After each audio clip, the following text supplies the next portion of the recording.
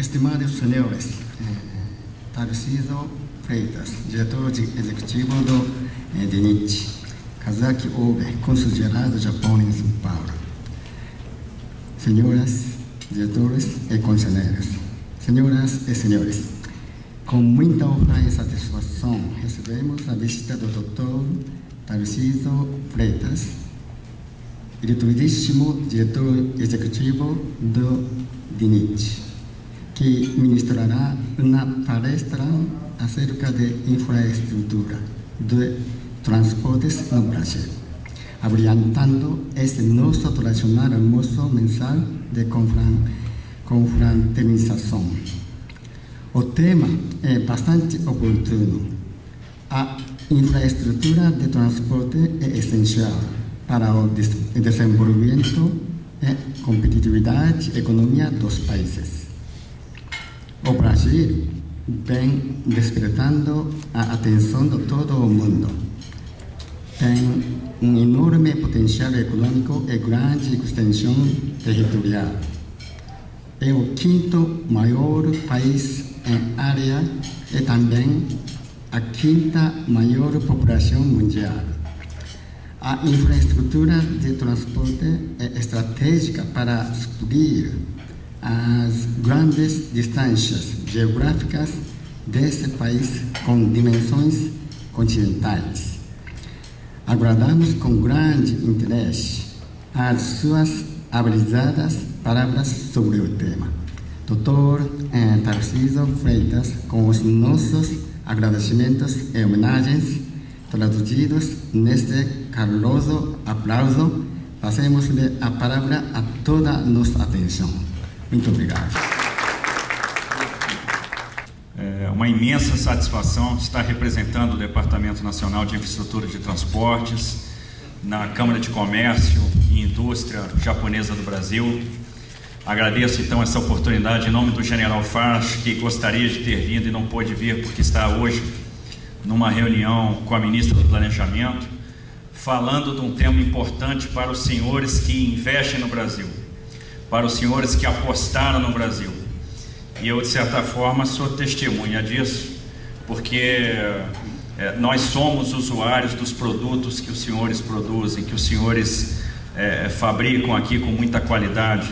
Minha TV, acabei de ver o presidente da Panasonic aqui, a minha TV é Panasonic, o meu carro é Mitsubishi, então para mim é uma alegria muito grande estar nesse fórum para discutir um tema bastante sensível e bastante importante. Primeiramente, eu gostaria de fazer a apresentação do DENIT. O DENIT é uma autarquia que tem por objetivo implantar a política de infraestrutura do sistema viário de viação, compreendendo sua operação, manutenção, restauração ou reposição, adequação de capacidade e ampliação mediante a construção de novas vias e terminais, e os recursos para a execução dessas obras são da União. Então, o DENIT é uma autarquia multimodal, uma autarquia que administra os três modos de transporte: o transporte rodoviário, o transporte ferroviário e o transporte aquaviário. O DENIT está articulado com uma sede em Brasília, possui 23 unidades administrativas regionais, que são as superintendências, que é o braço executivo do DENIT, no país. Nós possuímos 8 administrações hidroviárias e um instituto de pesquisas rodoviárias.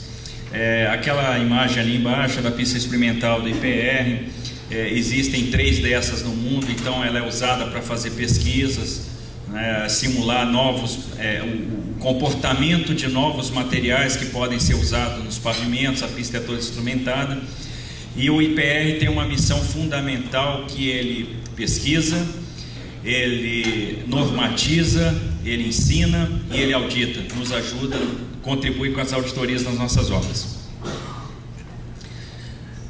Durante anos, o Brasil manteve baixos níveis de investimento em infraestrutura. Então, após o boom da década de 70, nós observamos a redução gradual dos investimentos. Isso, obviamente, decorre de um compromisso que houve com a questão fiscal, com a questão da responsabilidade fiscal, com a questão do controle do endividamento interno, do combate à inflação. Obviamente isso gerou uma condição ruim em termos de infraestrutura. O Brasil hoje é um país que mantém níveis altos, custos altos logísticos em relação ao PIB, custos que chegam a ser da ordem de 18%, 20%, e a ideia é que com os investimentos nós possamos reduzir isso para um patamar de 13%, 12%, que seria o patamar razoável, um patamar de outros países, de países desenvolvidos. A partir de 2007, a gente observa uma retomada dos investimentos em infraestrutura, pela observância da necessidade de investir em infraestrutura como possibilidade de fomentar o crescimento econômico e também como estratégia, como política anticíclica, como política de combate à crise que se abateu no mundo em 2008. Esse aí é o reflexo da falta de investimento em infraestrutura. Lá em cima a gente verifica a fila de caminhões para o porto de Paranaguá, que é um dos portos que escoa a soja brasileira. Hoje a soja, por exemplo, que é produzida no Centro-Oeste, basicamente é escoada pelo porto de Paranaguá ou pelo porto de Santos. Embaixo nós temos um pouco do que é a nossa malha ferroviária, onde nós temos todo tipo de problema, de interferência da cidade com a ferrovia, problemas de invasão de faixa de domínio, que geram restrições de capacidade, diminuição do nível de serviço, que vai ter como consequência o aumento do valor dos fretes. Então, esse ciclo de falta de investimento gerou uma série de ineficiências, custos, acidentes. Nas rodovias nós observamos então problemas de conservação e recuperação. Não faz muito tempo, em 2006, nós passamos por um programa emergencial de trafegabilidade e segurança de estradas, o famoso tapa-buraco. Nós temos déficit de capacidade em regiões desenvolvidas e cobertura insuficiente em regiões em desenvolvimento. A malha pavimentada do Brasil, por exemplo, a malha federal é da ordem de 64 mil quilômetros. Se a gente pegar a malha sob a administração do governo, aquilo que não está concedido, nós temos uma malha aí de 54 mil quilômetros. Somando as três esferas, Estado, União, Estado e municípios, nós temos pouco mais de 200 mil quilômetros. Então, para um país com as dimensões continentais do Brasil, há muito o que fazer. Um país com área semelhante ao nosso, Estados Unidos, tem mais de 1.600.000 quilômetros de malha pavimentada. Nas ferrovias, o que a gente observa são as invasões de faixa de domínio, a quantidade excessiva de passagens de nível, da mesma forma, uma limitação à capacidade, uma limitação, isso causa redução do nível de serviço e gera um número bastante razoável de acidentes, a falta de contornos e área urbana e a extensão e cobertura insuficiente da malha. No que diz respeito aos portos, há limitações ao acesso marítimo, restrições ao acesso terrestre, rodoviário e portuário, deficiência na retroárea, nas áreas de berço. Às vezes o navio fica esperando 3, 4 dias para ter um berço disponível para poder receber ou descarregar sua carga, e um modelo de gerencial de administração portuária exaurido. E no que diz respeito às hidrovias, o que nós observamos são as restrições de calado, as deficiências de sinalização e balizamento e as restrições à navegação pela inexistência de eclusas. E novamente cometemos o mesmo erro, porque continuamos a construir usinas hidrelétricas sem as eclusas, sobre aquele temor, de que isso vai gerar um impacto no custo do megawatt gerado, quando na verdade a própria eclusagem ela pode ser aproveitada pelo empreendedor. Qual é o objetivo da política de transportes hoje do governo federal?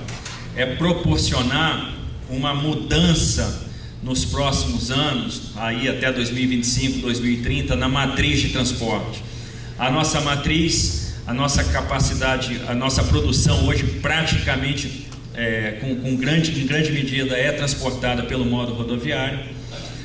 Então nós temos uma matriz desbalanceada, principalmente quando nós comparamos o Brasil a outros países dos BRICS, né? Então, um dos grandes objetivos nossos é balancear essa matriz de transportes. Então, é aumentar a participação do modo ferroviário, aumentar a participação do modo aquaviário, né, por meio do investimento em ferrovias, né, como a ferrovia de integração Oeste-Leste, a ferrovia de integração Centro-Oeste, a ferrovia Norte-Sul, os contornos ferroviários, também por meio dos investimentos em hidrovias, ou seja, nós temos que aumentar a nossa capacidade de usar o transporte hidroviário. Hoje, de mais de 40 mil quilômetros de hidrovias aproveitáveis, nós usamos menos de 1/3 dessa capacidade, em um transporte que tem uma alta eficiência energética, que poderia baratear bastante os nossos custos. Aqui é uma comparação da matriz de transportes com outros países aí do mundo. Então observem, por exemplo, a distribuição dos modos de transporte na Rússia, com grande participação do modo ferroviário, ou nos Estados Unidos, com grande participação também do modo ferroviário, uma participação significativa do modo hidroviário. E que premissas estão sendo usadas no nosso planejamento? Nós partimos das seguintes premissas. Primeiro, é inconteste que existe uma vinculação entre infraestrutura e crescimento econômico. É necessário investimentos maciços em infraestrutura para que nós alcancemos o crescimento econômico, para que a gente possa ser mais competitivo. Uma das prioridades, obviamente, é a recuperação e preservação do patrimônio existente. Isso tem sido passado com muita veemência pela Presidência da República, pelo Ministério do Planejamento, ou seja, conservação dos ativos. Nós não podemos perder de vista o estado dos nossos ativos. Nós temos que manter esses ativos em boas condições de operação. E é por isso que uma das nossas prioridades hoje são programas de manutenção da malha. Identificação de pontos de restrição e de estrangulamento. A partir do momento que a gente identifica esses pontos, nós podemos planejar as intervenções e os investimentos para acabar com esses pontos de restrição. Identificação das necessidades de expansão da rede atual e a parceria privada complementar à ação do Estado. Esse eu acho que é o grande mote da nossa atual gestão à frente do departamento. É buscar a parceria privada, é buscar essa sinergia com a iniciativa privada, que na nossa visão vai ser benéfica para todo mundo. Isso vai aumentar o nosso nível de eficiência, vai melhorar o estado de conservação dos nossos ativos, reduzindo os custos do governo nesse tipo de atividade. Então precisamos reverter o quadro, superar os limites estruturais da infraestrutura de transportes, aumentando a cobertura geográfica da infraestrutura, assegurando que a infraestrutura seja indutor e catalisador do desenvolvimento, estruturando corredores de escoamento de produção e estimulando a maior participação dos modos hidroviário e ferroviário com a maior utilização da intermodalidade. O nosso planejamento de transportes tem que de fato virar intermodal. Hoje ainda não é. Precisamos fazer com que isso se torne uma realidade.